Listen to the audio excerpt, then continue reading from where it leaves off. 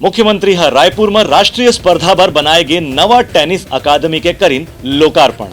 मुख्यमंत्री भूपेश बघेल आज नवा रायपुर में इंडोर स्टेडियम में पहला टेनिस अकादमी के लोकार्पण करीन। ये अकादमी ला करीबन 18 करोड़ रुपए के लागत से लभांडी क्षेत्र में बनाए गए है, जेमा राष्ट्रीय और अंतर्राष्ट्रीय स्तर के टेनिस प्रतियोगिता के आयोजन करे जा सकत है। बताया गया कि 4 एकड़ क्षेत्र में निर्मित टेनिस अकादमी में प्रशासनिक भवन है, खिलाड़ी मन के रुके बर कमरा है और 46 अलग से भी कमरा है, जेमा कोई राष्ट्रीय अंतर्राष्ट्रीय प्रतियोगिता के दौरान विशेष रूप से बड़े खिलाड़ी मन के रुके की व्यवस्था होटल जैसे सुविधा के साथ करे जा सकत है।